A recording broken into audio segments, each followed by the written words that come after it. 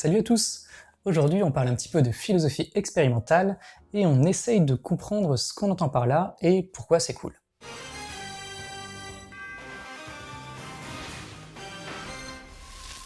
Alors ce qu'il faut d'abord comprendre, c'est que de façon assez traditionnelle, il y a une forme de prise de distance de la philosophie avec l'expérience. D'abord, il y a une prise de distance avec l'expérience personnelle, individuelle, au jour le jour, parce qu'on met en question nos sens, nos habitudes et les généralités un petit peu trop faciles. Vous le voyez, c'est l'allégorie de la caverne, tout ça, tout ça. Mais au-delà de l'expérience quotidienne, on va aussi se méfier, un petit peu pour les mêmes raisons, des expériences scientifiques. Dans le cadre de la philosophie des sciences, par exemple, on se demandera régulièrement en quoi une expérience pourrait être biaisée, ou trompeuse, ou mal interprétée.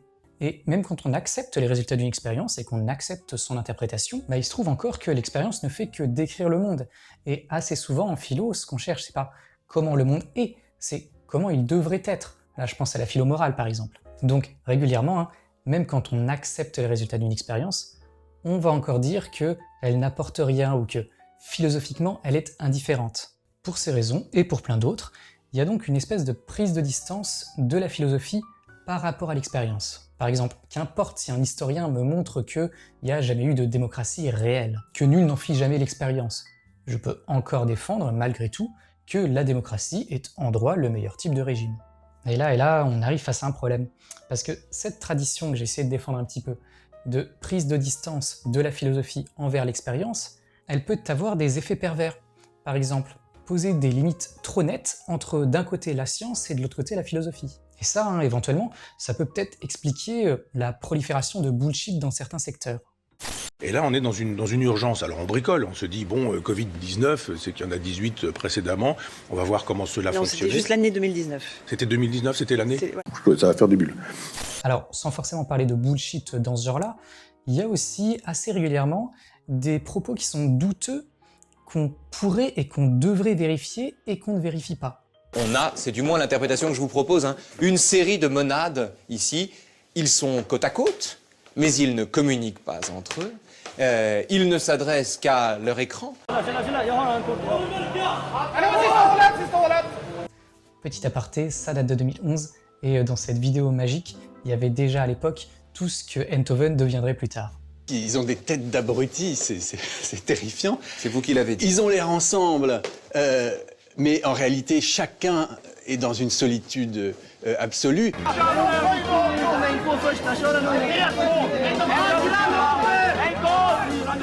Bref, en d'autres termes, à chercher à faire abstraction de l'expérience, on peut en arriver malheureusement à juste être déconnecté des données empiriques. C'est pour contrer cet effet pervers que s'est créée la philosophie expérimentale. Et pour beaucoup d'entre nous, il faut bien comprendre qu'elle représente un véritable bol d'air bien frais. Alors, la philosophie expérimentale, qu'est-ce que c'est, à quoi ça sert, quel est son objectif? Les philosophes expérimentaux, qui sont ces gens et quels sont leurs réseaux? D'abord, on peut peut-être définir ce qu'on entend un petit peu par expérience dans ce cadre-là. Il me semble qu'en philosophie, il va y avoir 3 types d'expériences qui vont nous intéresser à des degrés divers. D'abord, l'expérience de pensée. Donc rien de neuf sous le soleil, et en cela, la philosophie expérimentale s'ancre dans une tradition millénaire. Il va s'agir d'imaginer des situations abstraites très pures pour essayer de répondre à un questionnement philosophique. Le passage à l'abstraction, il va nous permettre de réfléchir à des situations en évitant d'être troublé par tous les facteurs de confusion qu'il pourrait y avoir dans le monde réel. Parce que oui, le monde réel, c'est le bordel. Alors, ces expériences de pensée, on leur proposera souvent des variantes, c'est célèbre. On changera un petit machin, un petit truc par-ci par-là, avec l'idée qu'en faisant ces variantes, on pourra mieux isoler le point de tension d'un problème philosophique. Voilà, donc sur ce premier type d'expérience, l'expérience de pensée, ce que va apporter la démarche expérimentale, ça va être une espèce de systématicité du recours à l'expérience, avec une plus grande fréquence des expériences de pensée, mais aussi une méthodologie beaucoup plus avancée et des interprétations qui sont plus serrées. Voilà, on n'est plus dans de l'allégorie un petit peu vague. Deuxième type d'expérience, si je fais une expérience de pensée, je vais avoir une expérience personnelle. C'est-à-dire que je vais avoir des intuitions sur ce qu'il faudrait faire ou pas faire dans cette expérience de pensée-là, si c'est horrible ou si c'est plutôt souhaitable. Je vais émettre un jugement, et puis je vais peut-être essayer de réfléchir à ce jugement-là. Tout ça, en fait, c'est une expérience. Alors certes, cette expérience, elle est subjective, elle est biaisée, c'est l'expérience d'un seul individu, il ne faut pas y accorder trop d'importance, mais ce qu'on va avoir tendance à dire, c'est que elle vaut peu, mais elle ne vaut pas rien. Alors, mon expérience personnelle face à telle ou telle histoire qu'on me raconte. Peut-être que si vous me connaissez, ou si vous connaissez ce que d'habitude les gens ressentent quand ils entendent l'histoire, vous allez pouvoir essayer de l'anticiper, de la prédire, voire de l'expliquer, de la légitimer. Donc, vous allez faire des hypothèses en amont sur ma réaction attendue à telle ou telle histoire, et puis ensuite vous allez essayer de vérifier si vous avez eu juste. Vous le voyez venir, on est là très proche du troisième type d'expérience, l'expérimentation scientifique. Elle est en bonne partie inspirée des sciences dites expérimentales, et elle permet notamment, face à une expérience de pensée, d'en mesurer l'intuition des sujets. Du coup, logiquement, on est assez proche finalement d'expériences qui seraient des expériences de psychologie, ou de neurosciences, ou de sociologie. Et on sera souvent ici à un espèce d'entre-deux, entre quelque chose qui serait du domaine des sciences et quelque chose qui est du domaine d'un questionnement philosophique traditionnel. On prend un raisonnement philosophique, on remarque qu'il suppose quelque chose de testable, et ce quelque chose de testable, ça sera l'hypothèse qu'un protocole expérimental viendra tester. Fait de la recherche très basique, si vous voulez. Alors très bien, très cool, en philosophie expérimentale, on va tester des trucs. Super. Plus particulièrement, on essaiera de mettre au clair quelles sont les intuitions dans tel ou tel cas. Mais pourquoi faire? On revient au problème de base finalement. Quel intérêt va-t-on y voir dans des débats moraux qui, bien souvent, s'en foutent de ce que les gens font et cherchent plutôt à savoir ce que les hommes devraient faire? There are 5 workers on this track and 1 over there. Take a choice. Ok. Alors, il va d'abord y avoir une utilité négative à l'expérience. Il va s'agir de réfuter une thèse, ou le présupposé d'une thèse, en vérifiant son rapport au réel. Si je dis par exemple qu'il est vachement plus facile d'être magnanime et bienveillant quand on est riche, parce qu'on est en meilleure santé, que tout va bien pour nous, qu'on est plus serein, etc. Quand je soutiens cette thèse, donc, je prétends qu'il y a, au grand minimum, une corrélation entre la richesse et un certain nombre de comportements moraux. Et c'est de cette corrélation dont je vais ensuite expliquer les causes, psychologiques, etc. Ma thèse, elle peut s'appuyer sur mon expérience personnelle. Moi, depuis que j'ai une source de revenus stable, j'ai un peu l'impression d'appartenir à la team bienveillance, voilà. L'expérience personnelle, on l'a vu, c'est très peu, mais c'est pas non plus rien. Bon. Mais plutôt que partir sur cette base seule, dans une grande théorie psychologisante, sur le rapport entre altruisme et bien-être, ou plutôt que de partir sur une thèse qui dirait que la philosophie morale c'est un truc inventé par les riches pour les riches, au lieu de tout ça, je peux vérifier mon intuition première sur laquelle se fonde toute ma thèse. Et du coup, on peut imaginer des protocoles expérimentaux, qui viendront expérimenter les comportements moraux des riches et des pauvres. Dans le meilleur des cas, en principe, ces expérimentations respecteraient un protocole strict, type expérience randomisée, sur une vaste cohorte, en aveugle, qu'on peut reproduire, etc. En général, de façon plus modeste, on va simplement essayer de faire l'expérimentation la plus pertinente possible, et on tâchera de prendre en compte les biais potentiels. Le rôle de l'expérimentation ici va être massivement négatif. Il va s'agir de faire tomber un préjugé, une croyance, voire toute une thèse, en confrontant la thèse à la réalité qu'elle est censée décrire. À ma pogne, je veux le voir. Et je vous promets qu'il demandera pardon. Et on garde à vous.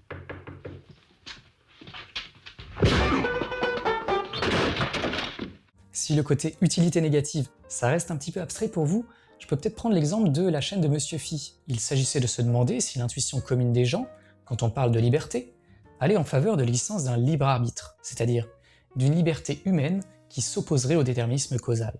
En philosophie, on présuppose souvent que c'est là l'opinion commune, et on a beau jeu alors de critiquer cette idée de libre arbitre. Ce qu'a montré la petite expérience de Mr. Phi, au contraire, avec toute la prudence qui s'impose bien sûr, c'est qu'on a tort de présupposer ça.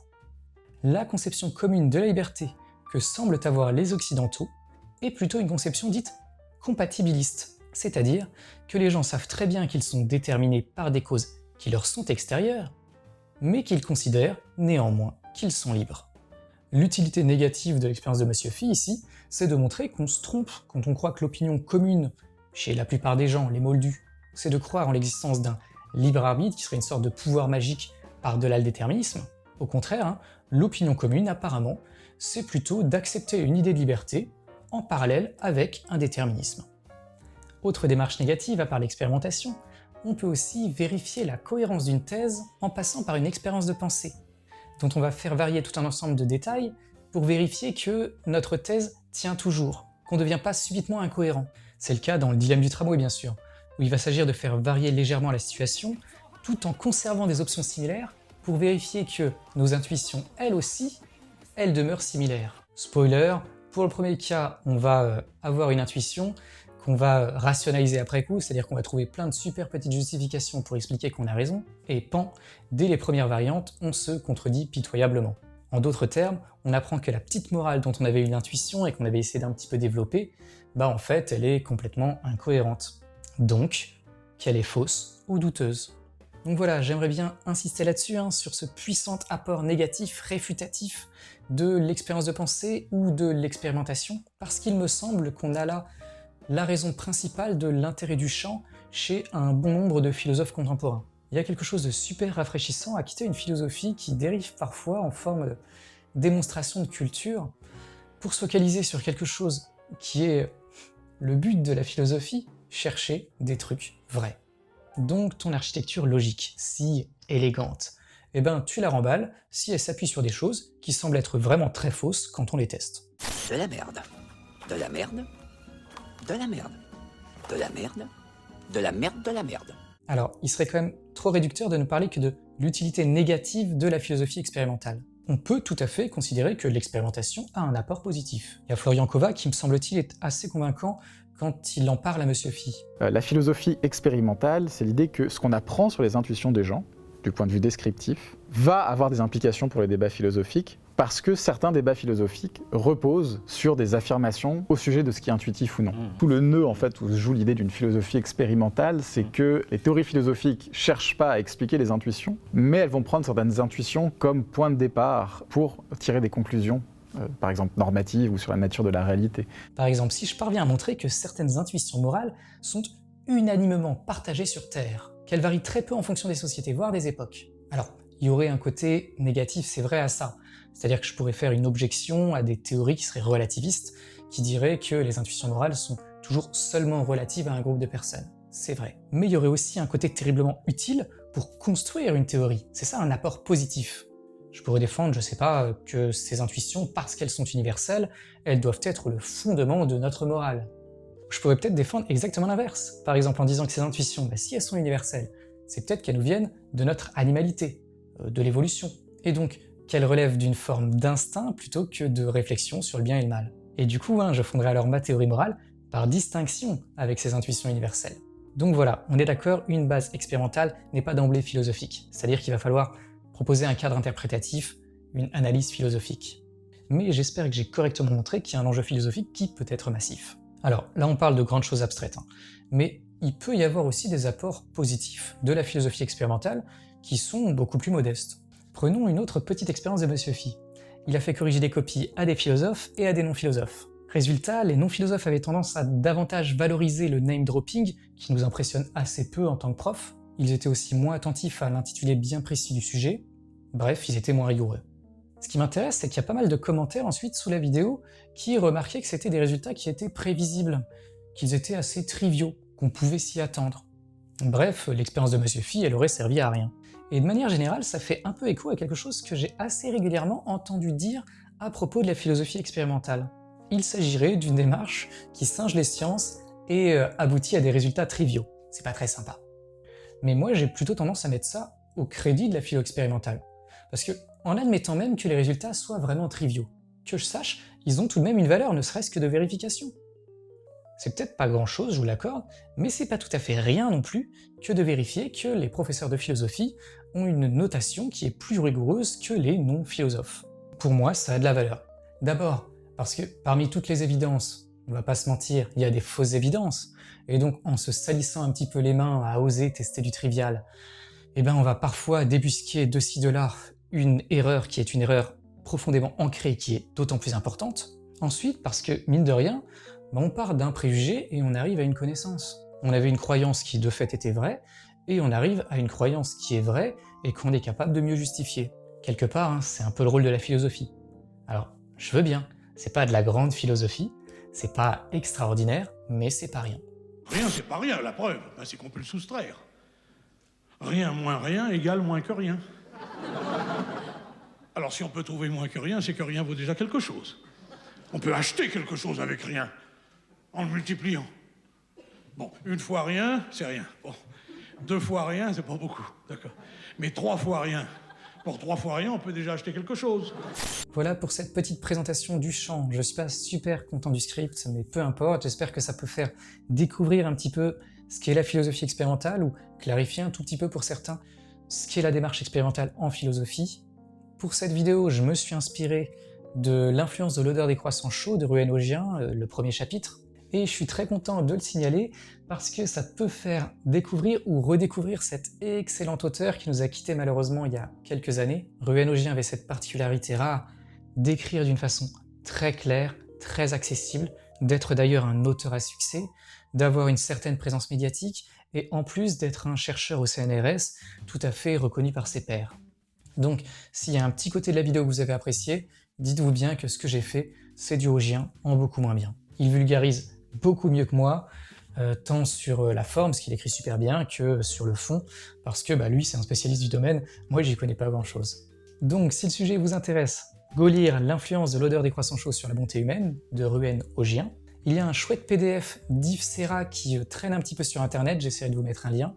Il y a l'interview de Kova par Monsieur Phi, je vous mettrai aussi un lien. Et puis comme d'habitude pour les plus motivés, il y a les articles de la Stanford, dont je mettrai des liens en description. Voilà, c'est tout pour moi. Je vous souhaite, je sais pas moi, une bonne journée. Et n'oubliez pas de vous abonner, de liker, de partager, de tout ça. Et je vous fais des bisous. Salut!